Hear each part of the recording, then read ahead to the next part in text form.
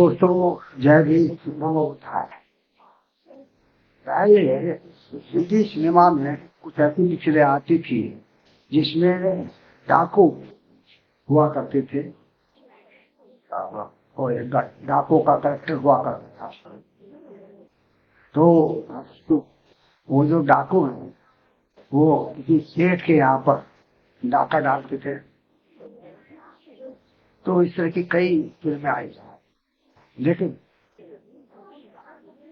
अब फिल्मों से निकलकर वास्तविक जीवन में डाके जनी शुरू हो गई है। और ये डाके जनी जो है ये आम आदमी के द्वारा नहीं, सरकार के द्वारा और इलेक्शन कमीशन के द्वारा। यानी कि अब आप पहले तो ईवीएम को दोष देते थे कि ईवीएम में घपलेबाजी होती है, इसलिए पर्चियों से वोट डाले जाए, वोटर पर्ची से, और तब चुनाव हो। अब आप देखिए कि चंडीगढ़ में क्या हुआ। चंडीगढ़ में जो म्यूनिसिपैलिटी के चुनाव हुए उसमें 16 वोट भाजपा के थे और 20 वोट आप पार्टी और कांग्रेस पार्टी के थे। एक तरफ थी भाजपा और दूसरी तरफ थी आप और कांग्रेस। और ये स्पष्ट था कि आपका पलड़ा भारी है क्योंकि वहां 20 वोट है और भाजपा में 16 वोट है।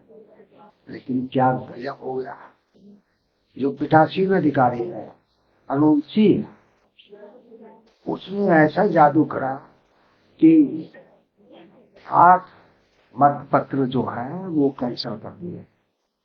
यानी कि अब 16 और 12 है। तो ये जो मतपत्र कैंसिल हुई है एक डाके की ही डाके जो नहीं है, डाके का ही एक तरीका कि आप वोटों पर डाका डाल, मतपत्रों पर डाका डाला। तो वही होना था जिसको भाजपा चाहती है, जिसको हमारे प्रधान जी चाहते और जिसको क्या कहा जाए कि सरकार चाहती है। सरकार किसकी है? भाजपा की है। भाजपा का शीर्ष पे कौन है? हमारे प्रधान सेवक मोदी है। मोदी का जो है दाया हाथ कौन है?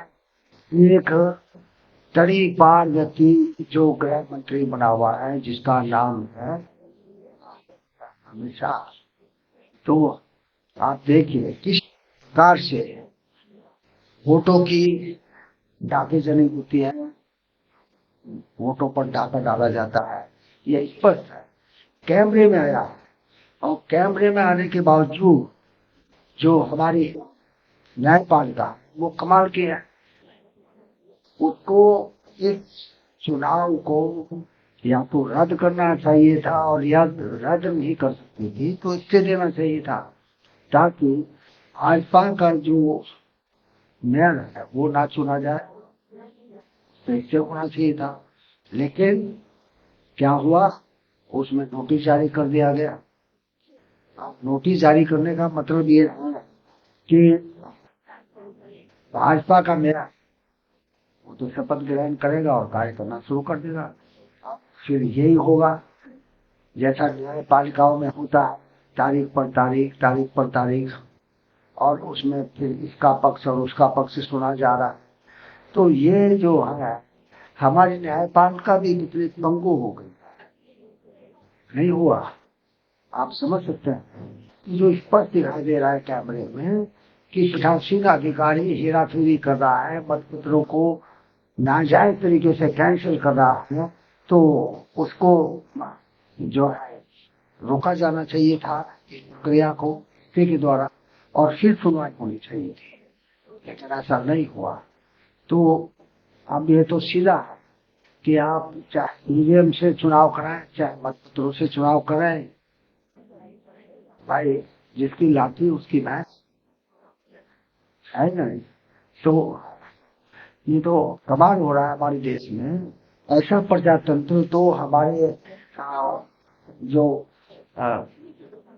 संविधान निर्माता थे, जिन्होंने एक मत होकर के संविधान को स्वीकार किया और संविधान को लागू किया हमारे देश में, उन्होंने भी कभी सपने में नहीं सोचा होगा कि ऐसा भी कभी होगा कि एक डाकू आएगा और वो मतपत्रों को डाका डाल के ले जाएगा।